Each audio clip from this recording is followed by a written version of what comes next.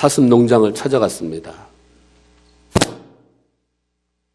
많은 사슴을 키우고 있는 주인에게 이 농장에서 키우는 사슴이 정확히 몇 마리인지 알고 계십니까? 라고 물으니 그 말이 떨어지기가 무섭게 주인은 298마리입니다. 라고 정확한 숫자를 말씀해 주셨어요. 주인 나이에 비해서 엄청나게 많은 사슴을 키우고 있구나 이런 생각이 든 손님이 이번에는 주인에게 그런데 어르신 죄송하지만 올해 나이가 몇이나 되셨습니까? 라고 물었어요. 그랬더니 주인은 내 나이라 아마 한 80쯤은 넘었을걸요? 라고 대답했어요. 그 말을 들은 손님이 아저씨 298마리가 되는 사슴의 숫자는 정확히 알고 계시면서 어떻게 본인의 나이는 모르십니까? 좀 이상하지 않아요? 물어요. 그때 그 주인이 이렇게 말해요. 이 농장에 있는 사슴은 훔쳐가려고 하는 놈들이 너무 많아서 정확한 숫자를 기억해야 되지만 누가 내 나이 훔쳐가겠어? 가져가라도 안 가져가는 그 나이. 그래서 그냥 적당히 80대쯤이라고 생각하고 살아. 그러더래요. 또 한 해가 우리에게 누가 가져가지도 않는 나이 한 살을 더 얹어놓고 사라져 버렸습니다. 한 해 동안 무슨 일이 일어날지, 한 해는 고사하고 내일 우리의 삶 속에 어떤 사건이 벌어질지 알지 못한 채 하루 살고 또 하루 살고 내일을 살아고 그러다 보니까 12달이 훌쩍 다 흘러가 버리고 말았습니다. 지난해를 선물로 주신 하나님은 임마누엘을 약속하신 대로 신실하게 우리의 삶 가운데 함께 하셔서 우리를 정말 아름다운 길로 이끌어 주셨어요. 돌아보면 내 노력만큼 내 노력만 가지고 여러분의 삶을 살아 오실 수 있었겠습니까? 여러분 그렇게 안전하게 지내온 게 운전하면서 사각지대 다 피하면서 이렇게 온 게 내 노력만으로 됐을까요? 하나님이 아름다운 길을 열어주셨어요. 하나님 보이지 않지만 그 손으로 우리를 보호해 주셨고 우리보다 앞서 행하면서 가장 좋은 길로 우리를 이끌어 주셨습니다. 그런데 한 해 다 보내고서 뒤돌아보며 안타까운 마음을 갖게 되는 것은 하나님께 받은 12달이라고 하는 시간의 청지기로서 그것을 제대로 관리하지 못했다고 하는 것. 마땅히 주인 되신 하나님께 드릴 열매를 많이 맺어드리지 못했다고 하는 것입니다.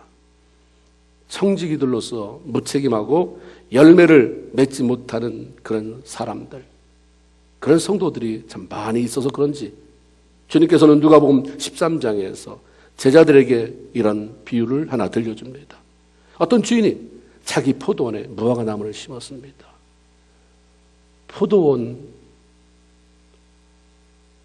포도나무를 심는 것이잖아요. 근데 이 무화과 나무를 얼마나 아꼈으면 포도나무는 다 없애버리고 그 자리에 무화과 나무를 심었어요.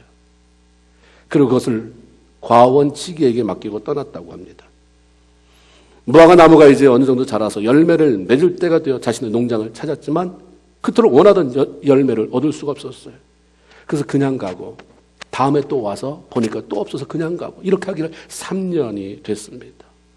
3년이 되도록 아무런 열매를 맺지 못하는 그 무화과 나무를 보면서 화가 난 주인은 포도원을 관리하는 그 사람에게 야, 내가 3년이나 왔다. 심자마자 왔냐? 심어놓고 이제 이 정도가 됐으면 열매 맺을만 하다 하고서 내가 왔는데 그게 3년이다.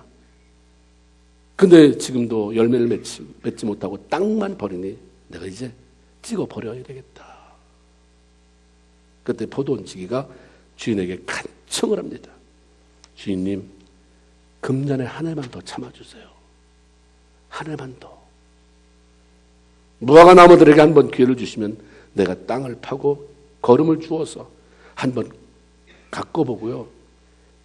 그래서 열매가 맺히면 다행이지만 만일 그때 가서 열매가 없다면 그때 열매를 이 나무를 다 쪼개버려도 늦지 않지 않습니까? 한 번 더 기회 주세요.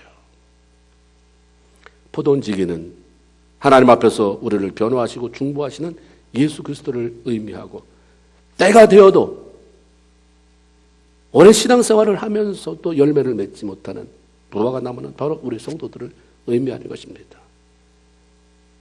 우리가 그냥 여기에 있는 게 아니라 우리가 살아온 것을 볼 때는 벌써 진동 속에 들어가야 했지만 주께서 베푸시는 사랑 때문에, 그 긍휼하심 때문에 다시 우리에게 소망이 생겨나게 된 것이고 다시 기회를 가질 수 있게 된 것입니다. 하나님께서 무화과나무와 같은 우리들에게 무엇보다 원하시는 것은 열매예요. 회개의 열매. 주님의 말씀과 베풀어 주신 은혜 가운데서 회개하고 잘못된 방향으로부터 돌이켜서 변화된 삶을 살아가는 것, 그게 바로 회개의 열매죠. 예수님은 마태복음 7장 20절에서 이러므로 그들의 열매로 그들을 알리라 이렇게 말씀하셨어요. 우리의 말이 아닌 변화된 삶을 통해 빚어내는 열매를 가지고 우리를 평가하시겠다고 하는 거죠. 말을 잘하는 건 별 의미 없어요. 그래, 네가 말을 그렇게 기가 막히게 잘하는데 열매 네 말이 맞다고 한다면, 네가 정말 그게 네가 말하기에 너의 진심이라고 한다면 그 말한 대로 열매 나한테 좀 보여라. 2017년도 한 해 동안 우리에게 많은 말이 있었으나 열매는 얼마나 많았나 한번 돌아봐야 돼요. 무엇보다도 자기가 열매 없으면서 남을 비난하면서 살아오지는 않았나, 이것도 생각해야 할 문제이죠. 동시에 겸손한 마음으로 말씀에 귀를 기울이면서 새롭게 주어지는 또 다른 한 해는 내가 열매를 맺기 위해서 어떤 삶을 살아가야 할 것인가에 대한 하나님의 음성을 들을 수가 있어야 하는 것입니다. 삶의 변화라고 하는 열매를 맺는 것은 지혜로운 마음으로부터 시작됩니다. 회개의 열매가 있으면 거기에 삶의 변화가 오고, 삶의 열매를 정말 간구하는 사람이라면 지혜로운 마음을 가져야 된다고 하는 거죠. 미련하다고 하는 것은 자기 마음대로 살아가는 것, 자기 마음대로 살면서 자기 삶을 다 망쳐놓는 인생, 그게 미련하다고 우리는 말하고, 지혜롭다고 하는 것은 자기 삶의 주인 되시는 하나님의 말씀에 귀를 기울이는 것으로부터 시작이 되는 것입니다. 우리의 삶이 변화되지 아니하고 악한 모습으로 살아가는 가장 큰 이유는 하나님의 말씀을 외면하고 하나님의 말씀을 무시하고 이런 미련한 삶을 탈피하지 못하기 때문인 것입니다. 무엇을 많이 안다고, 무엇을 잘 깨닫기만 한다고 그래서 지혜로운 건 아니에요. 하나님의 말씀이 내 안에서 무시되면 미련한 사람이에요. 하나님의 말씀이 내 안에서 외면당하면 그건 악한 거예요. 어리석은 것입니다. 오늘 주님께서 우리에게 이런 삶을 살아라 말씀하면서 지혜를 말합니다. 주께서 말씀하시는 지혜는 어떤 삶을 살아가는 것을 말하는가? 여기 본문에 세월을 아끼는 삶이 지혜로운 삶이다 이렇게 말씀해 줍니다. 15절 16절 그런즉 너희가 어떻게 행할지를 주의하여 지혜 없는 자 같이 말고 오직 지혜 있는 자 같이 하여 세월을 아끼라. 때가 악하다. 지혜 있는 자, 지혜로운 삶을 사는 자는 세월을 아끼는 자다. 세월을 아낀다는 것은 무슨 말인가? 우리가 금방 와닿는 그런 의미처럼 시간들을 낭비하지 않는 것이다. 근데 조금 더 나가면 시간, 하나님이 나에게 주신 그 기회를 잘 최대치가 되도록 활용하는 것이다. 가만히 그 시간을 가지고 있는 게 아니라 활용해서 뭔가 하나님의 기뻐하는 것들을 산출해내는 것, 그게 때를 아끼는 것, 시간을 아끼는 것이다. 우리가 한 해를 시작할 때마다 늘 묻는 것은 올 한 해도 어떻게 살 것인가, 올 한 해 잘 살 수 있을까 하는 것들입니다. 한 해의 삶을 성공적으로 이끄느냐 아니면 실패의 삶을 살아가느냐 하는 것은 우리에게 주어진 시간을 어떻게 활용하느냐에 달려 있습니다. 기도하는 것도 말씀을 읽는 것도 시간 활용이 안 되면 안 되는 거죠. 올해 삶의 시간 속에 하나님이 우선되지 않는데 어떻게 말씀이, 어떻게 기도하는 시간이 확보될 수 있겠습니까? 시간은 우리가 소유한 것이 아니라 하나님께서 주시는 것입니다. 하나님께서 더 이상의 시간을 우리에게 허락해 주시지 않으면 우리 이 땅의 삶을 맞춰야 되는 것입니다. 살아있다고 하는 것은 시간이 연장되는 거잖아요. 호흡이 연장되는 것이지만 시간이 연장되는 거예요. 내 인생의 시간은 여기가 끝이다라고 하면 더 이상 우리는 살아갈 수가 없는 거죠. 오늘이라도 하나님이 우리를 부르신다면 우리는 더 이상 이 땅에 존재할 수 없고 더 이상 시간이라고 하는 개념과는 관계없는 사람이 되고 마는 것입니다. 공평하신 하나님은 남녀노소 빈부귀천을 막론하고 이 땅에 살아가는 모든 사람들에게 누구에게나 똑같이 하루는 24시간. 너 요즘 피곤하지? 좀 더 살아. 좀 더 잠자는 시간 늘려줄게. 하루 26시간. 이런 거 없어요. 일주일은 7일, 1년은 12달이라고 하는 시간을 주셨습니다. 시간의 주인이고 그걸 주시는 분은 하나님이시지만 받아서 관리하는 사람은 바로 우리입니다. 우리 각자예요. 기가 막힌 것은 여러분이 보잖아요. 뭣도 모르고 20대를 보내서 30대를 보내서 50대 어떤 사람의 책을 읽었는데 이 사람은 나보다 더 찌질하게 못 살았고 더 배운 것도 없는데 어떻게 이렇게 인생을 살았을까? 그럼 난 뭐 했나? 맨날 시간을 죽이는 일만 했구나. 시간이 지나면 드러나잖아요. 시간. 그때는 잘 모르는데 시간이 지날수록 내가 괜찮게 살았구나. 아니면 내가 정말 못 살았구나. 내가 왜 이렇게 살았을까? 드러나잖아요. 하나님이 시간을 짧게 주셔서 그렇습니까? 나쁜 시간만 골라서 우리에게 던져줘서 그렇습니까? 관리의 문제잖아요. 우리가 관리를 못한 것입니다. 하나님은 시간의 청지기요 관리자인 사랑하는 모든 성도들에게 되는 대로 살아가지 말고 하나님께서 주신 그 시간을 소중하게 여기고 관리해라.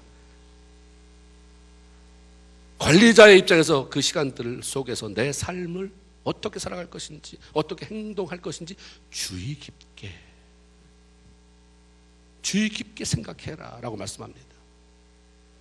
그러면 어떻게 사는 것이 하나님의 자녀들로 시간을 낭비하지 않고 하나님을 기쁘시게 하며 그분이 주시는 그 시간들을 최대한 활용하는 것이 되는 걸까?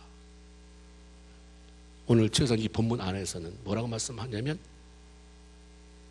때가 악하니까 시간을 아끼되 그렇게 하기 위해서는 하나님의 뜻이 무엇인지 알아라.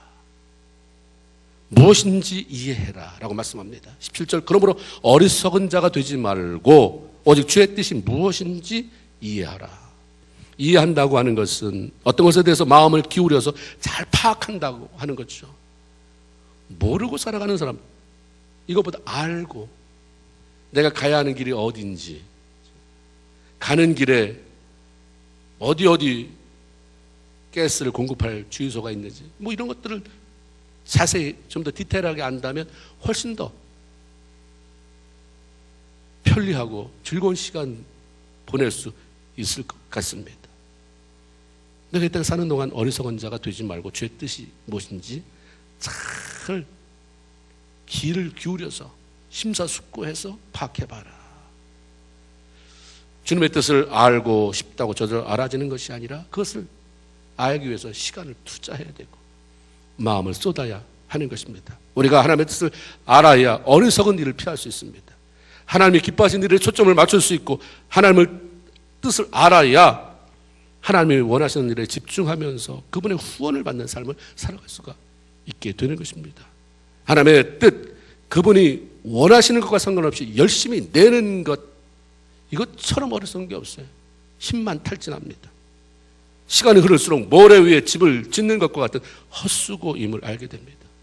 내가 수고하는데 왜 열매가 없을까? 그러면 아직 때가 안 됐는가라는 생각 이전에 하나님의 뜻과 상관없이 내 고집으로 내 자존심으로 내 열심으로만 살아오지 않았는가? 이걸 점검해야 돼요. 우리가 신앙생활 하면서 신앙생활하는 사람의 4가지 부류가 있다고 하잖아요. 자기만 사랑하는 사람, 자기를 위해서 하나님을 사랑하는 사람, 어느 날 은혜 받아보니까 하나님 잘 섬겨야 되겠구나. 하나님을 위해서 하나님을 사랑하는 사람. 그래서 거기서 더 나가면 하나님을 위해서 나를 사랑하는 사람. 그래서 하나님이 기뻐하는 사람. 하나님을 사랑하기 때문에 나를 잘 가꿔야지. 그래서 하나님 뜻대로 어떻게 하나님이 기뻐하는 삶을 살아가는지를 찾아가는 사람. 여기까지 오는 사람이 별로 없다고 그래요. 하나님을 위해서 하나님을 사랑하는 사람은 있다고 그래요.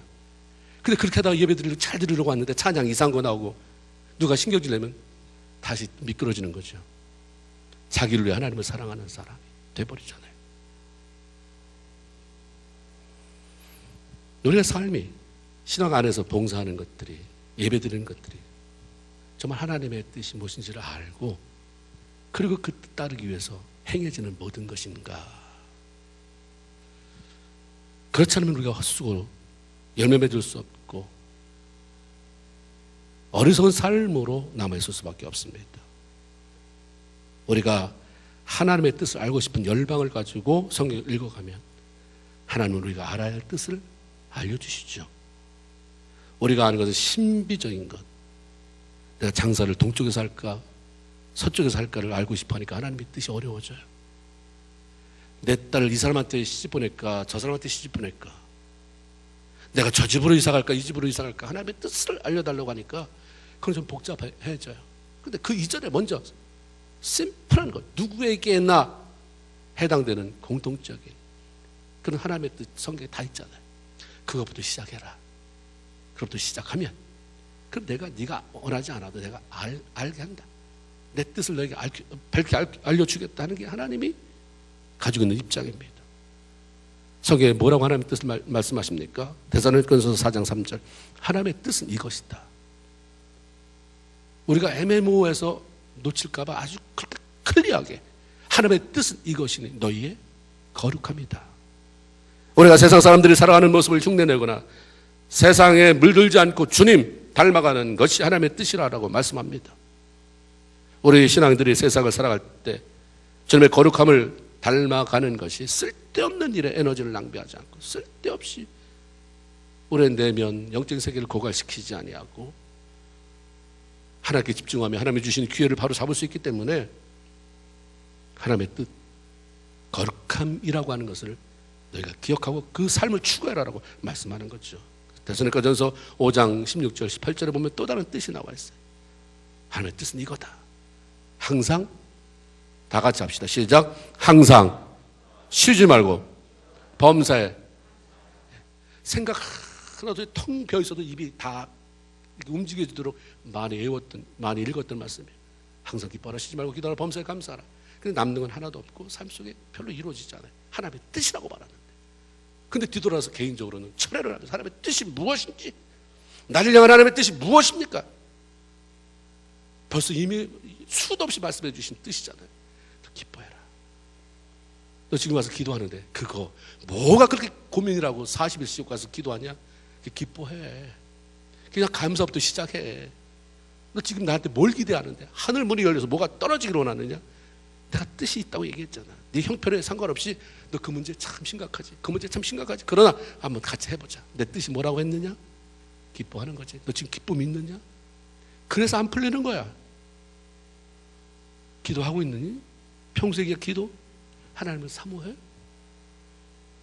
감사하고 있니?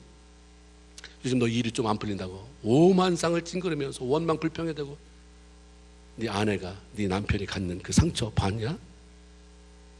너에게는 아내일지 모르고 너에게는 남편일지 모르지만 내가 사랑하는 딸이다. 내가 사랑하는 아들이야. 그것부터 좀 해결해. 우리의 삶을 돌아보면 하나님의 뜻을 따르려고 기뻐하고 믿음으로 맡기고 기도하며 나가기보다 걱정하고 염려하며 낙심하느라고 잃어버리는 시간이 훨씬 더 많아요. 그렇기 때문에 모든 순간에 기뻐하고 어떤 상황이 벌어져도 그것을 감사함으로 받아들이고 주님을 신뢰함으로 기도하며 나아갈 수 있다면 우리에게 주어진 그 시간들을 쓸데없이 잊어버리지 않게 되는 것이고 잘 활용이 돼서 열매가 맺혀질 수 있게 된다고 말씀하는 거예요. 그러니까 지혜 있는 자는 주의 뜻이 뭔지 먼저 이해해라. 그러면 시간도 아끼게 된다. 내게 주신 그 시간 속에서 하나님 기뻐하는 열매를 맺히게 된다라고 말씀하는 거죠. 또 하나 베드로전서 3장 17절에 보면 이런 말씀이 있습니다. 선을 행함으로 고난받는 것이 하나님의 뜻일진데 악을 행함으로 고난받는 것보다 낫다. 뭐가 하나님의 뜻입니까? 고난받는 게 하나님의 뜻이라잖아요. 매일 뭐가 잘 풀리는 것만 하나님 뜻입니까? 아니에요. 선을 행하다가 하나님 뜻대로 사느라고 하다 보니까 실수도 있고 때로는 잘못도 하지만 하나님 뜻대로 살려고 하다가 고난받는 거 하나님 뜻이라는 거예요.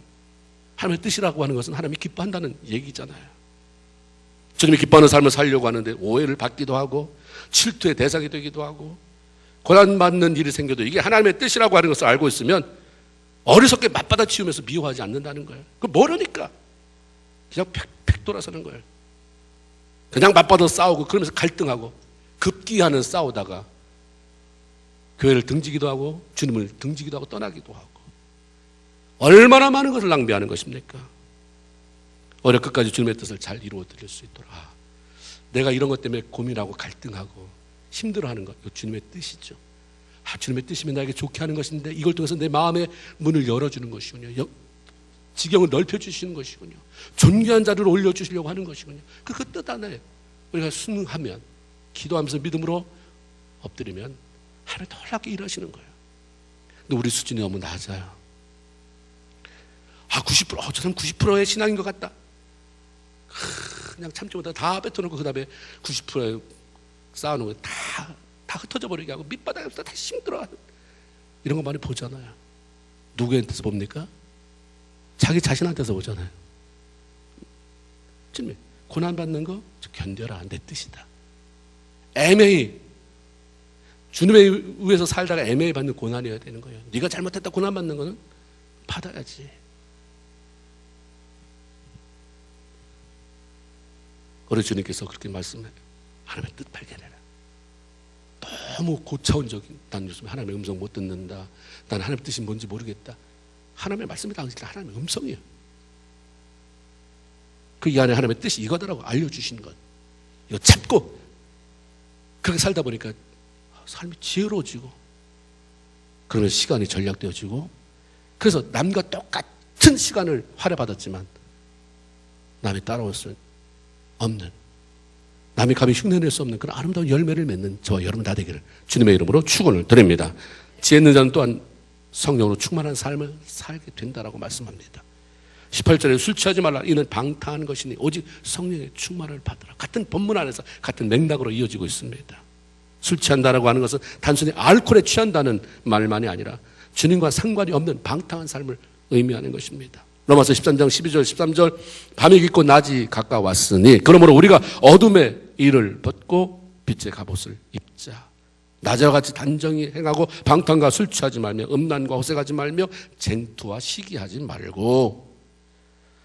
술 취하면 하나님을 향한 우리의 마음이 무뎌지게 만들어요.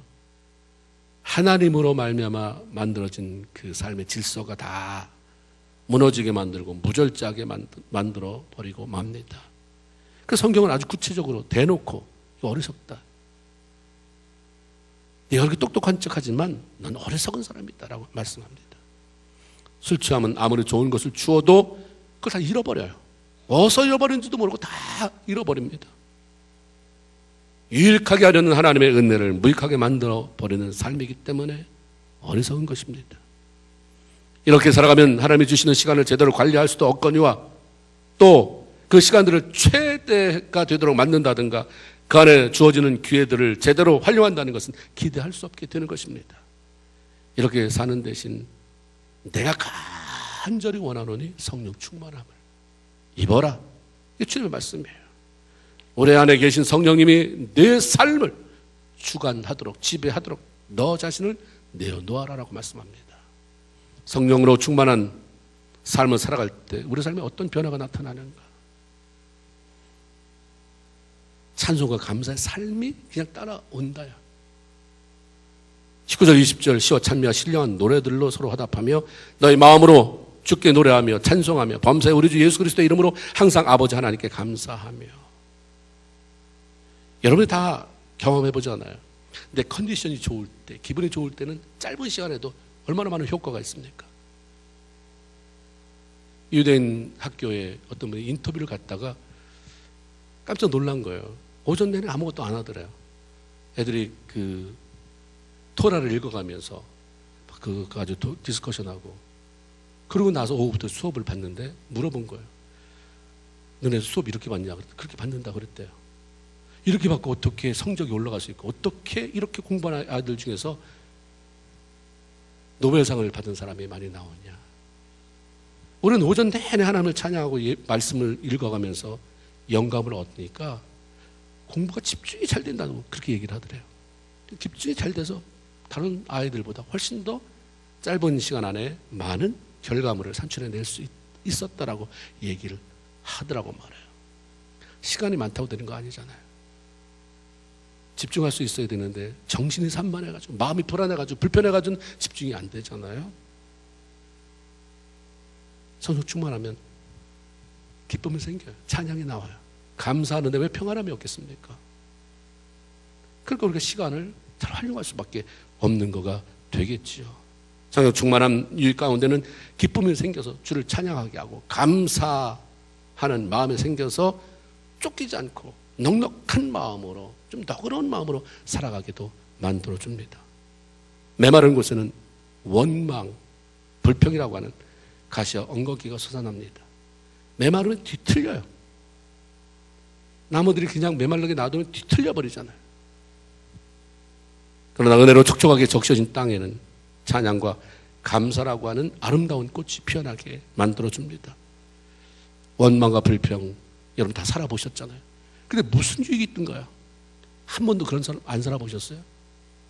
원망, 불평하면 그 원망, 불평이 다 남한테 가고 나한테 남는 것은 시류와 자저가 낙심이고 내가 왜 요 모양밖에 안 되는가 자책감이고, 그래서 남긴 열매가 뭐 있어요? 없어요. 그럴 때는 열매가 안 맺히거든요.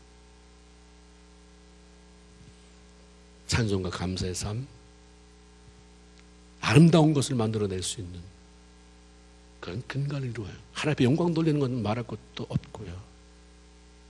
이게 성령 충만할 때 나오는 것이고, 성령 충만함이 바로 지혜로운 삶이라고 하는 것입니다. 무조건 열심히 사는 것만 다가 아니에요. 너무 열심히 사느라고 주님을 등적까지 가면서 열심히 사는 거 아무 의미 없습니다. 성령 충만한 삶이에요.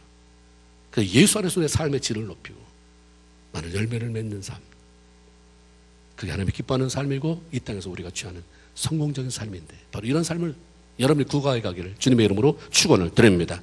특별히 성령 충만하면 피차 복종하는 삶이 나타난다. 21절에 그리스도를 경외함으로 피차 복종이라는 말씀이 있습니다. 우리는 피차라는 단어를 생각해야 돼요. 공동체 안에 들어오면 이미 나 안에 누군가 있기 때문에 피차입니다. 피차. 피차 간에 관계가 생기는 거예요. 신앙생활은 나만 잘한다고 되지 않아요. 너도 잘해야 되고 너도 잘하게 만들어줘야 됩니다. 영적인 수위만큼 하나님의 축복이 임하는 거예요. 그 영적인 수위는 어떤 사람의 수위, 한 사람 수위 가지고 하는 것이 아니라 평균 수위입니다. 나는 이만큼 높은데 어떤 사람이 낮아지면 그 그릇에 어디에 기준으로 물이 차지겠습니까? 높은 데 기준이 아니에요. 낮은 데 기준이지. 나머지 다 새 나오는 거잖아요. 옛날에는 나무 조각을 맞대어서 이렇게 두레박도 만들고 그랬는데, 두레박 20개 조각을 모아서 만들었을 때 그 중에 하나만, 나머지는 다 30cm고 나머지 25cm다 그러면 5cm 낮은 그것 때문에 물이 다 새 나오는 거예요. 나머지 다 30cm 그만큼의 실력들이 있는데 왜 우리는 맨날 내 수준에 미치지 못하는 25cm가 남냐? 25cm가 거기 있으니까 그러는 거예요. 어떻게 해결할까요? 저를 주워 박을까요? 뽑아버릴까요? 뽑아버리면 더 세잖아요. 같이 높아져라. 같이 높여라. 같이 힘을 얻어서 높여줘라. 이게 하나님이 원하시는 것입니다. 성령 충만하는 삶, 그래서 유익은 피차 복종하는 삶을, 서로 섬기는 삶을 만들어준다는 거예요. 성령 충만하면 사람의 인격이 달라지잖아요. 막 떼먹은 사람이라도, 교육이 전혀 없는 사람이라도 성령님이 임하시면 인격적인 성령님이 우리의 인격을 바꿔주세요.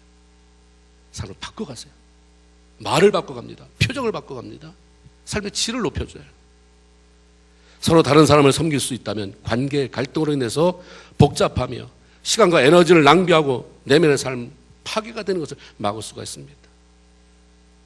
어떤 책을 읽으니까 거기에 이렇게 써 있어요. 인간관계에서 오는 갈등, 상처를 일으키는 것, 상처를 받는 것의 70%는 가족으로부터다. 그리고 나머지는 가까운 사람에게다. 전혀 알지 못하는 이웃 동네에 사는, 다른 나라에 사는 사람으로부터 상처받지 않는다. 그렇다고 한다면 아내가 상처가 많다. 누구 책임입니까? 남편이거나 부모예요. 가까운 사람으로부터. 그런데 섬김은 사람을 치유하잖아요. 다른 사람을 멋지게 만들어줘요. 그냥 아무것도 아니고 내가 좋은 말로 대답해주고 그 사람을 존귀하게 여겨주고 조금 섬겨줬는데 그 사람의 상처가 치유되고 스스로 신분적인 변화는 없는데 자존감이 올라가게 만들잖아요. 섬김은 저절로 되는 것이 아니라 성령 충만한 가운데 먼저 주님을 사랑하고 공경하고 싶은 마음이 생겨날 때 가능해지는 것입니다. 하나님을 섬기면서도 인간관계에 갈등이 심해지는 이유, 성령 충만함으로 주님의 자신을 지배하는 삶을 경험하지 못하기 때문입니다. 우리 교회 나왔더니 수준 낮은 것들이 너무 많아서 아주 내가 힘들어. 늘 갈등이야. 이거하고도 걸리고 저거하고도 걸리고. 그러면 자기를 돌아봐야 돼요. 저희 장인어른이 내년이면 88세인데 저에게 목회 여기 오실 때마다 제가 만날 때마다 매일 하시는 말씀이 목회하면서 누구하고도 등지지 말아라. 목회자하고도 등지지 말고 성도하고도 등지지 말아라. 네가 죽어졌더라도 너는 네가 손해를 보더라도 절대로 원수 맞지 말아라. 사람하고 관계 끊지 말아라. 이 말씀을 수도 없이 하셨어요. 저는 그걸 지키려고 애를 쓰고 있습니다. 그렇게 하려면 어쩔 수 없이 뻣뻣해서는 안 되더라고요. 한 발짝 뒤로 물러야 되고 조금 무릎을 꿇어야 되고 조금 더 낮아져야 되고 섬기려고 애를 쓰지 않으면 그것은 안 이루어지는구나 라고 하는 마음을 갖게 됐어요. 자꾸 이유를 다른 사람에게서 찾으니까 미운 거예요. 예수 믿으면서 너무 얄미운 사람이 있으면 안 돼요. 우리가 아이들의 장래, 어떤 비즈니스, 경제적인 것 이것 때문에 철회하고 금식하기 전에 내 내면에 왜 이렇게 질서가 안 세워지는가? 왜 이렇게 미운 사람이 많은가? 그것도 얄미운 사람이 이렇게 많은가? 그것들 때문에 하나님 앞에 통곡하며 기도하는 시간이 필요하잖아요. 그리고 하나님이 정말 내가 들어서 그냥 내 문제지 내 문제가 이게 아니라 정말 내 문제라고 하는 것을 깨닫고 내 문제라고 내가 그렇게 깨닫고 맞습니다 주님 그게 내 문제입니다라고 말했는데 내 안에서 통곡이 터져 나오고 내 상처가 치유되어지고 그런데 내 삶이 이렇게 변화되어 있는 이런 게 다 필요하지 않아요? 어떤 분이 그렇게 얘기를 했어요. 내가 가고 싶은 교회 너무 교회 가고 싶지 않은 교회가 많다. 기가 막힌 찬양이 있고 프로그램이 대단하고 사람들 세련되고 거기 가면 많은 원리를 배워온다. 비즈니스를 어떻게 하면 성공하는지 인간관계를 어떻게 하면 성공하는지. 근데 예배 끝나고 참 기분 좋다. 근데 누군가 나에게 그러면 당신은 이 교회 다시 오실 것입니까? 물으면 나의 대답은 노다. 왜 그렇습니까?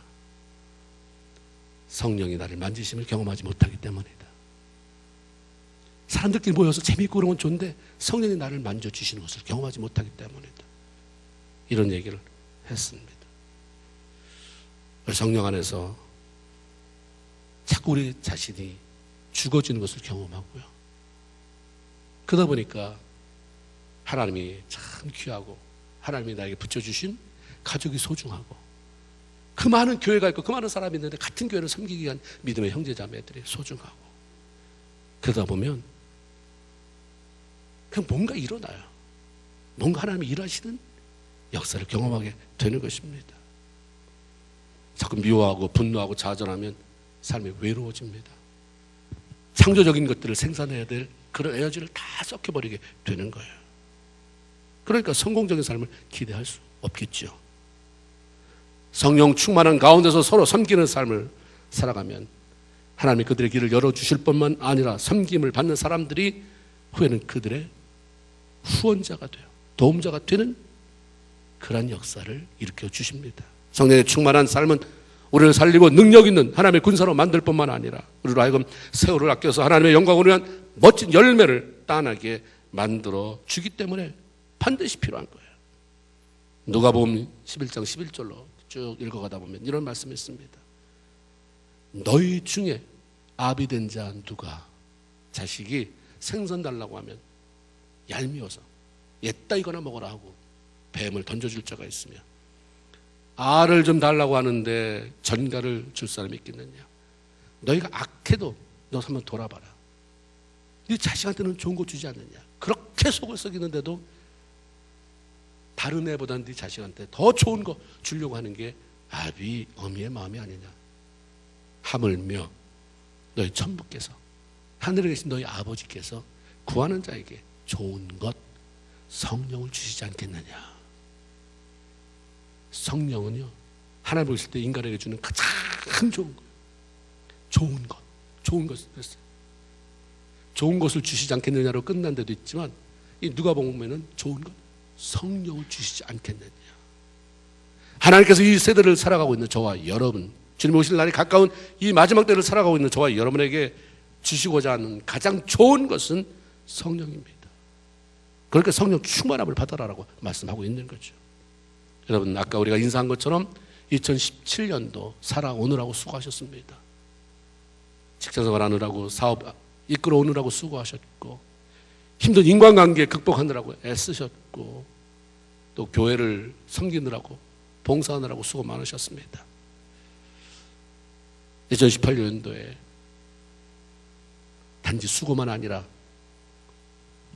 삶의 변화가 없는, 열매가 없는 그런 삶이 아니라 하나님의 말씀의 뿌리를 내린 지혜 있는 자가 되어서 세월을 아끼고 성령의 충만함을 덧입어서 하나님이 기뻐하시는 삶의 변화라고 하는 그런 귀한 열매들, 풍성한 열매를 맺는 저와 여러분, 그래서 스스로도 기쁘고 하나님의 영광이 되고 그런 모습을 보는 사람을 살려내는 귀한 성도들 다 되기를 주님의 이름으로 축원을 드립니다.